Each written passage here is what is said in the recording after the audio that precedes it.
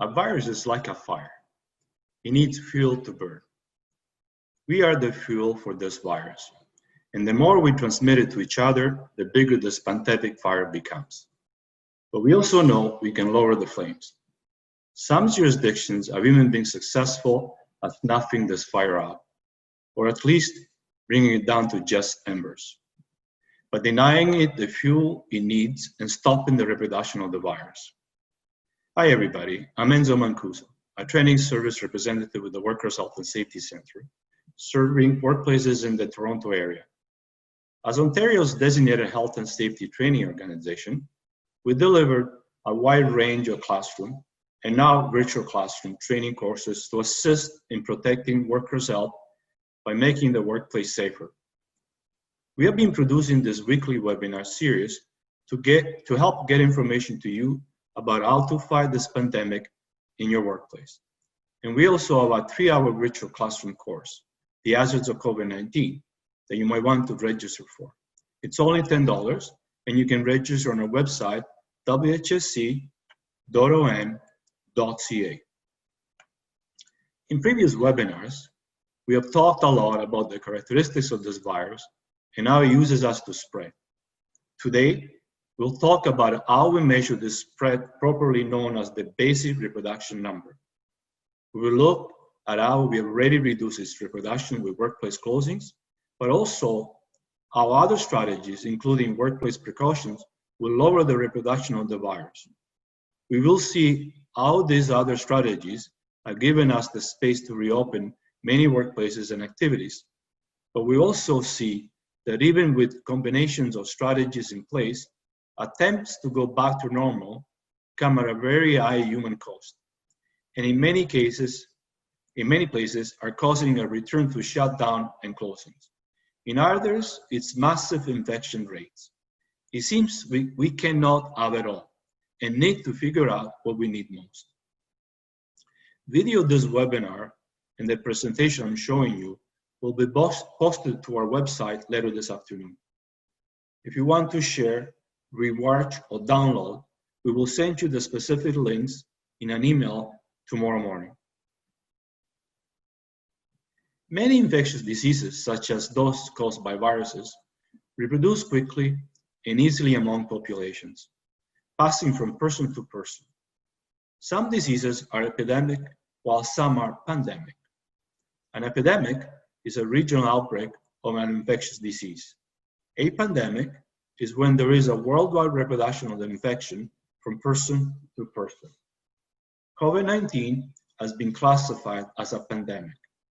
It has spread worldwide. Reproduction of a virus from person to person in a population can be measured.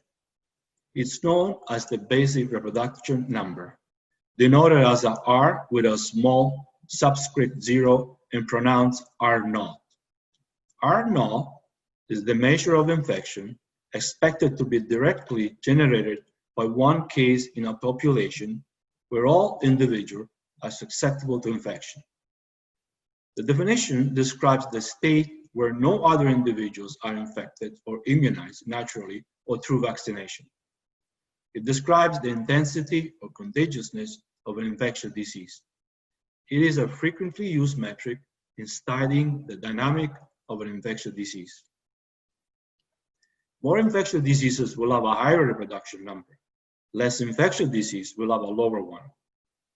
If the average infected person infects one other person, the reproduction number of that disease would be 1. If on average one case led to 2 cases, the number will be 2. The World Health Organization currently estimates the coronavirus has an R0 of 2.0 to 2.5. This estimate is based on data reported as of March 6, which in pandemic time is equivalent to about 5 decades ago. Other organizations and studies have suggested other numbers, which include Imperial College Group estimated COVID-19 as an R0 somewhere between 1.5 and 3.5. A study published in the International Journal of Infectious Disease estimated the R0 to be within 2.06 to 2.52, with a median estimate of 2.28. A study published in the Journal of Travel Medicine reviewed 12 studies that each determined R0 numbers for COVID-19 from China and overseas during the period of January 1, 2020 to February 7, 2020. And after examining what each study found, determined that R0 ranged from 1.4 to 6.49 with a mean of 3.28 and a median of 2.79. To put things in perspective, measles has an R0 ranging from 12 to 18. Influenza virus has an R0 around 1.4. So, the virus causing COVID-19 is more infectious than the influenza, but less infectious than the measles. Determining a reproduction number is not as clean as straightforward as you might think. It is built on hard science, forensic investigation, complex mathematical models, and often a lot of guessing. Determining an R0 can vary significantly from place to place and day to day, pushed up or down by local conditions and human behavior. There is uncertainty about many of the factors that go into estimating R0, such as estimating the number of cases, especially early on in an outbreak. Based on current estimates, projections of future number of cases may be at best educated guesses. There are several reasons why determining an R0 is difficult. First, the basic properties of a viral pathogen, like the infectious period, are not always known. Second, researchers don't know how many asymptomatic individuals are infected and spreading the disease. Third, the majority of people who become infected with COVID-19 do recover and are potentially then immune to being reinfected. A reproduction number of 2 means on average one person transmits the virus to 2 people. Each of those people will infect 2 people. Those 4 people will infect 2 people each. Those 8 people will cause the infection of 16 people, and so on. It's exponential growth. At one time, researchers estimated a doubling time of 6 to 7 days. Now, researchers estimate the doubling time of 2 to 3 days. The shorter the time, the faster the virus is spreading. A reproduction number even slightly over 1 can lead quickly to a large number of cases thanks to the exponential growth.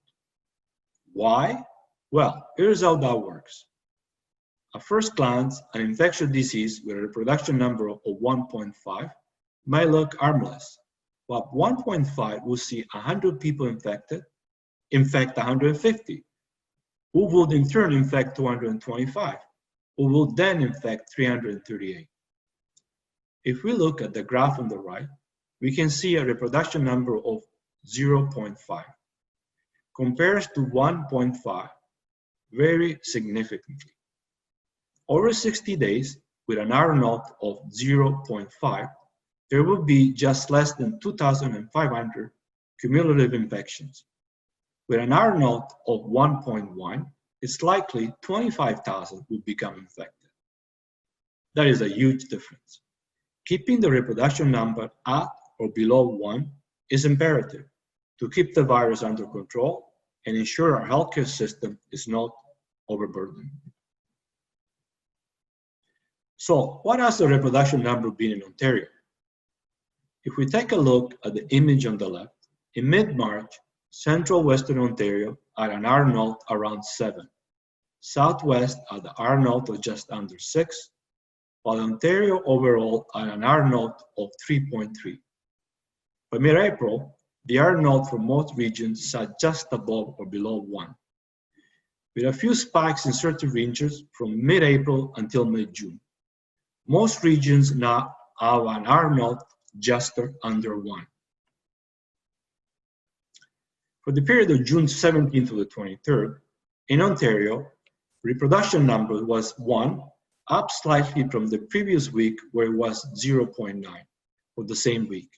The median reproduction number ranged from 0.8 in Toronto to 2.1 in the northern region.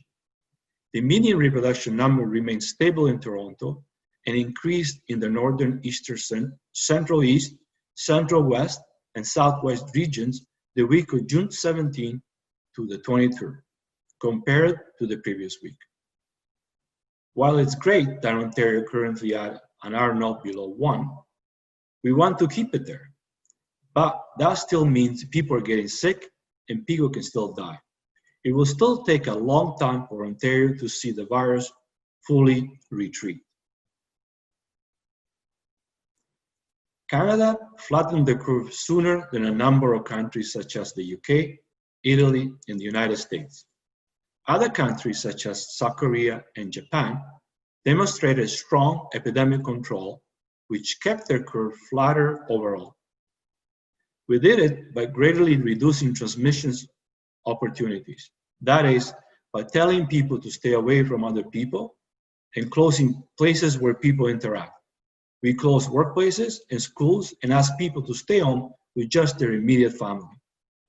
But now, while we want to keep reproduction low, we are reopening workplaces and allowing greater social interaction.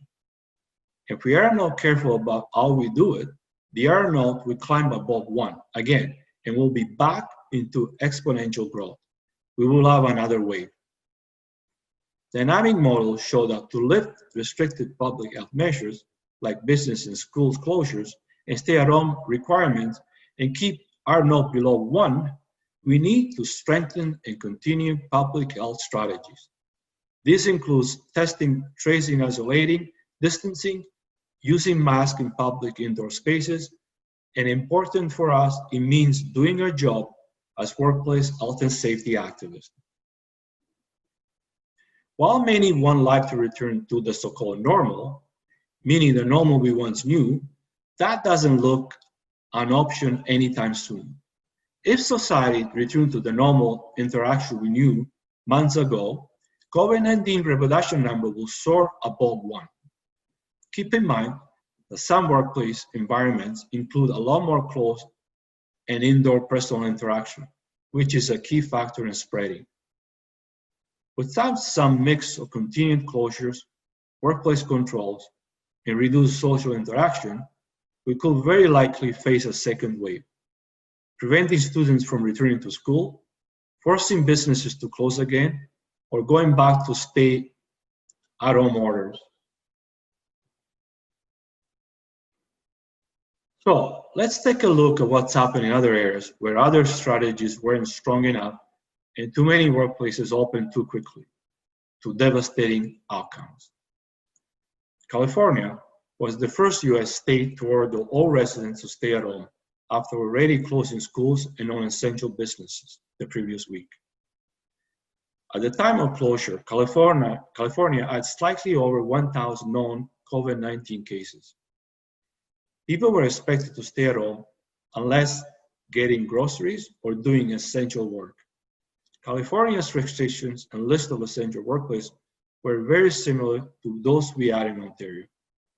But during the last week in April, so many people violated the shelter-in-place order, the governor of California closed all beaches and state parks on May the 1st.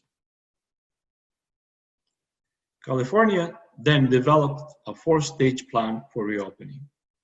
Reopening under the state plan could be delayed in each individual county by local health authorities, depending on things like new cases and hospital capacities. On May the 8th, Stage 2 rolled in gradually, allowing low-risk businesses to open with social distancing restrictions. Low-risk businesses included curbside pickup for restaurants and non-essential retail, manufacturing, schools, and childcare. When California started Stage 2 reopening, they were still seeing over 1,000 new cases each day and around 100 deaths per day. Many health officials and frontline workers fear it might be too soon to open. As it turns out, fears were justified. California barely made it into phase 3. Some businesses opening for the first time on July 13 were ordered closed again just 2 days later on July 15.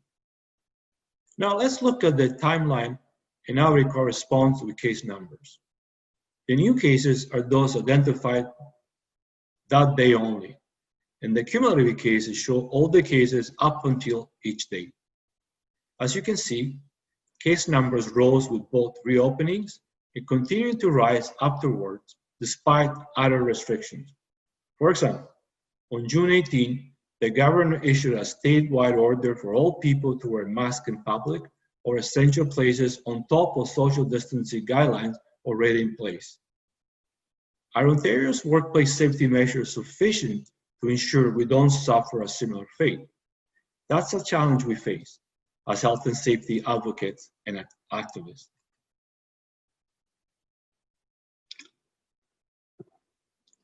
Another example of a spike in case requiring a return to stay-at-home order is Australia.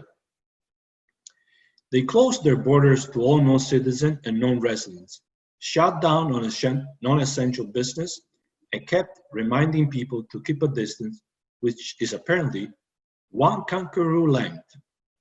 They kept them in place, starting to reverse some actions in mid-May. With restrictions in place, COVID-19 numbers in Australia steadily dropped. From early April to early June, cases stayed relatively low, between 3 and 27 new cases per day. So in May, Australia's states started phase reopening, similar to what we have in Ontario. From early to mid-June, Australia started to ease restrictions on numbers of people allowed at public spaces.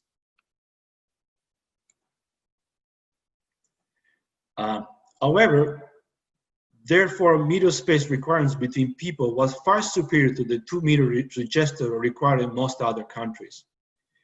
It looked like Australia had the virus under control, but it didn't. For almost 2 months, Australia had low and declining daily COVID-19 numbers. But by early July, cases steadily began to rise again. As a result, people in the states of New South Wales and Victoria once again faced stay-at-home orders, a return to 4 meters social distancing, and closure of non-essential businesses. This graph shows the number of people in the intensive care unit that it's going the wrong way. This resurgence after reopening just in a couple places.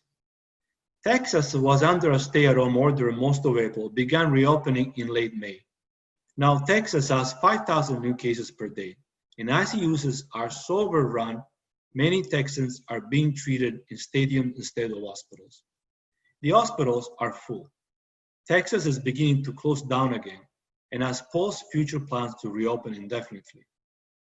Florida opened too early and is paying the price with 10,000 to 15,000 new cases each day. Florida has now reclosed bars and nightclubs. India has started to reopen with restrictions, but has put lockdowns back in place in high-risk areas after a surge of 30,000 new cases. China began reopening in March, but has faced a cycle of reopening and closing depending on surges or new cases. Schools opened and reclosed. More recently, movie theaters reclosed. Germany closed 2 districts in June after an outbreak of COVID-19 at a meat processing plant. Germany plans to tackle future resurgence with targeted area lockdown and closures as needed.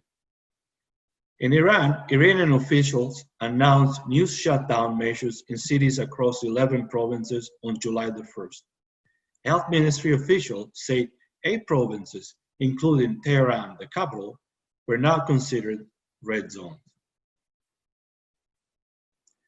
Hong Kong was one of the first locations outside of mainland China to identify COVID-19 cases and acted swiftly to implement a series of public health measures. Even though they are a major transportation hub and have a population of 7.4 million people, they have had 1,655 confirmed cases and 10 deaths. In Hong Kong, many people have taken to wearing masks out in public since the SARS epidemic. A recent study out of Hong Kong tries to explain Hong Kong's success.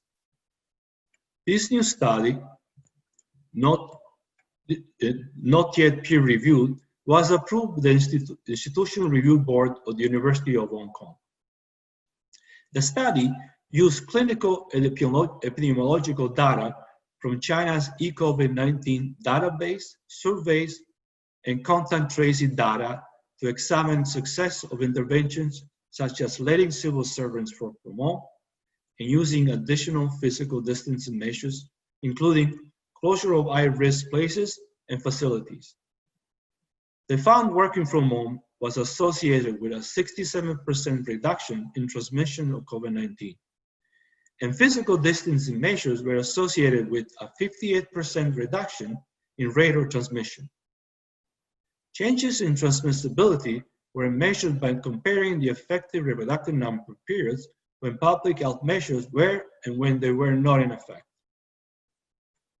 Other studies have suggested part of Hong Kong's success is that its people were used to implementing measures such as masks, physical distancing, and working from home after the SARS outbreak in 2003.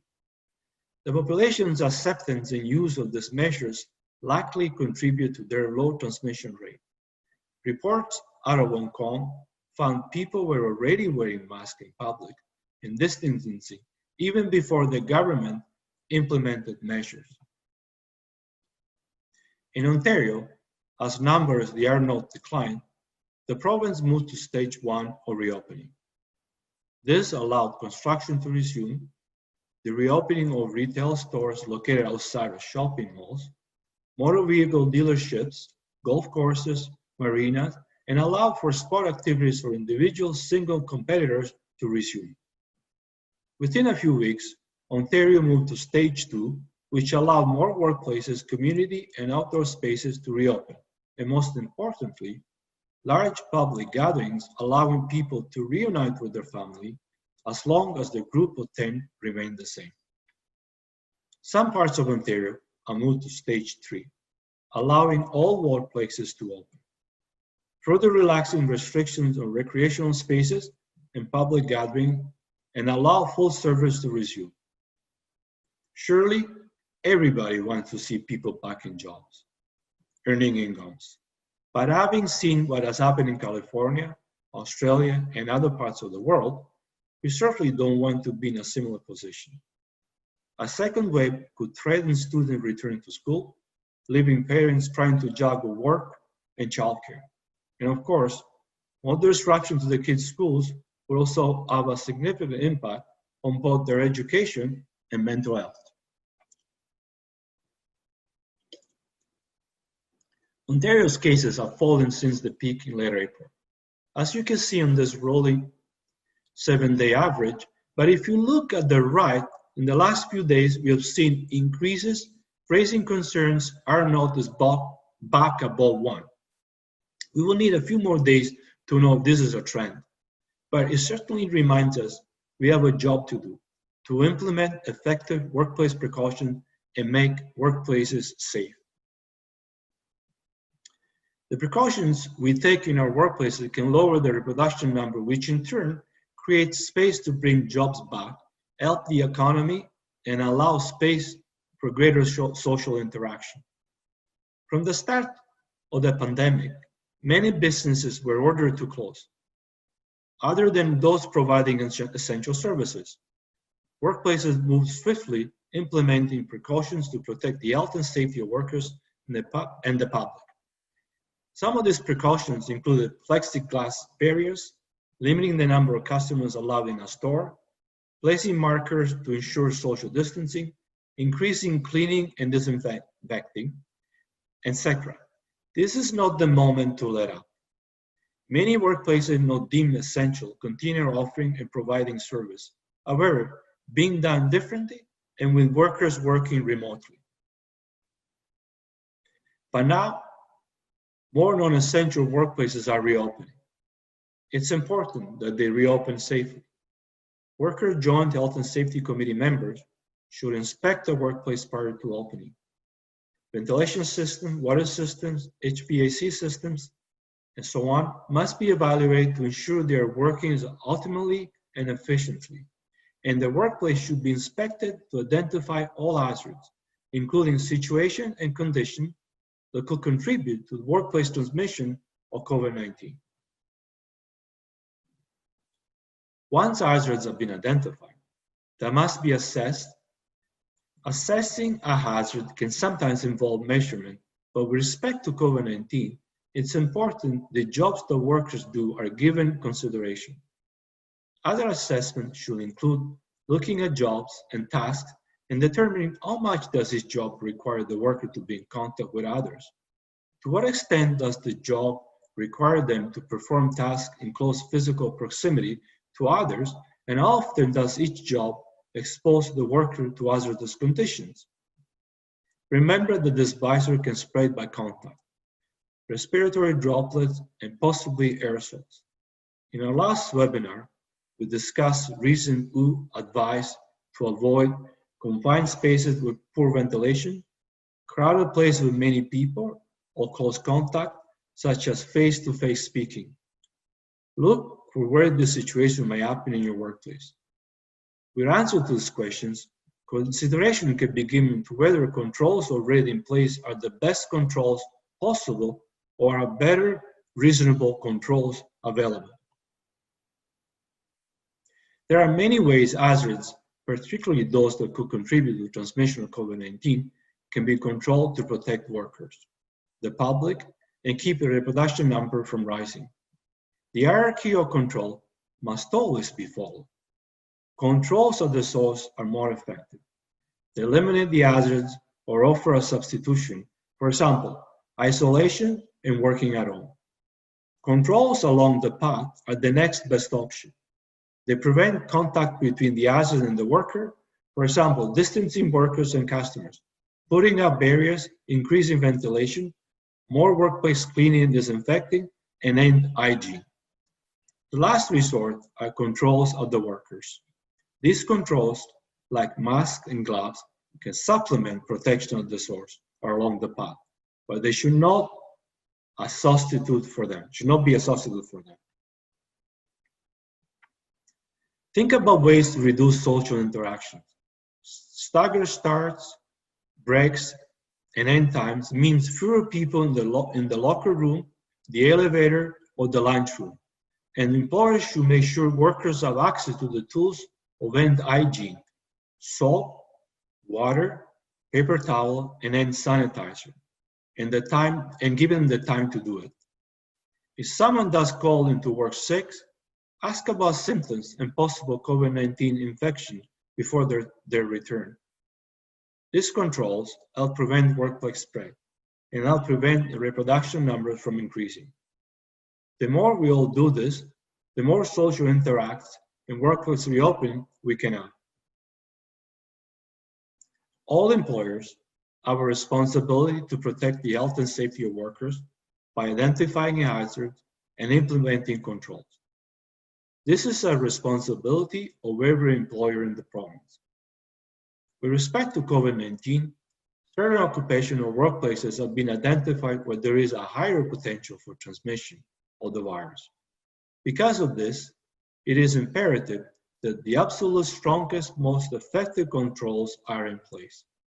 Employers must ensure that every reasonable precaution in the circumstances is in place for the protection of the workers and to prevent an increase in the reproduction number.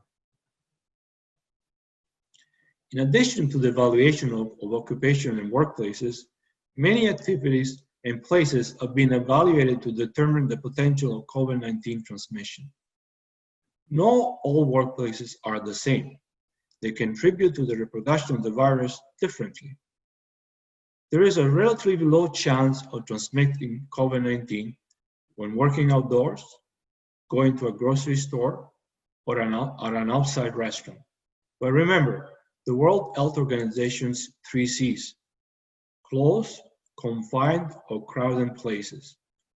Workplaces including nail salons, casinos, barbershops, restaurants, bars, planes, gyms, movie theaters, amusement parks, and sports stadiums have a moderate to high transmission environment.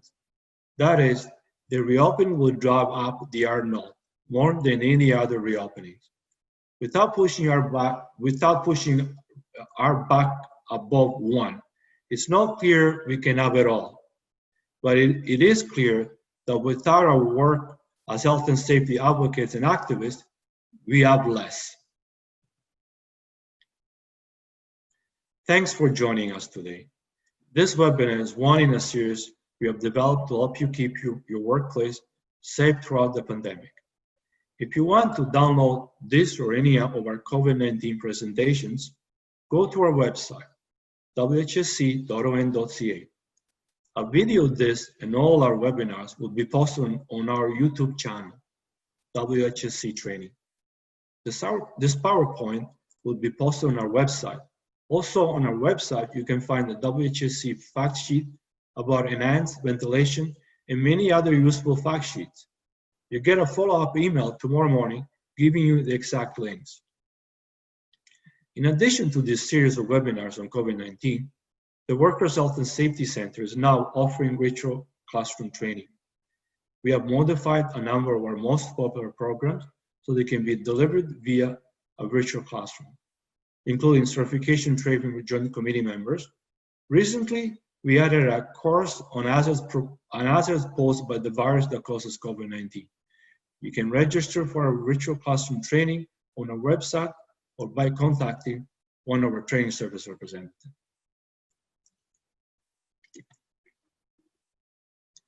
Here's our contact information.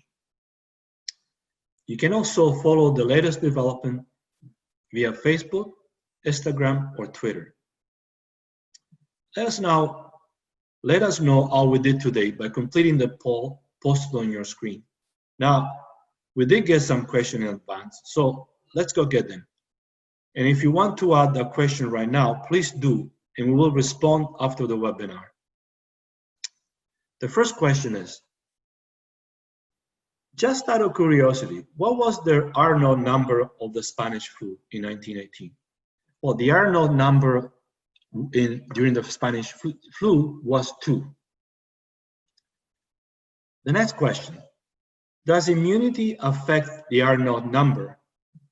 Immunity does affect the reproduction number. A big problem with COVID-19 is the lack of immunity to it. Looking at measles, it has a very high R0 number, but because so many people have been vaccinated against it, you're not going to get the measles. The next question. If we develop a vaccine for COVID-19, will the R0 number become lower? The hope is yes. However, viruses mutate to survive. It's possible COVID-19 could mutate so that a vaccine developed a year ago will be less effective next year. COVID-19 has already mutated several times. There is the potential that a mutated version of COVID-19 could have either a lower or higher R0 numbers. Time will tell. The next question. Is there a way to count asymptomatic or mild cases of COVID-19 to get a clear picture of the true R0 numbers? Yes, with testing and thorough incident tracking, we would have a better picture of the current true R0 number. And the last question, if R0 aren't accurate, why do we care about them? There are good tools for estimating exactly how many people may develop the virus. It doesn't need to be perfect, it just needs to be accurate enough for government and health authorities to plan for containment, severity of control methods, and medical resources needed. We concluded our webinar. Thank you very much for watching. Take good care of yourself and see you hopefully soon. Bye-bye.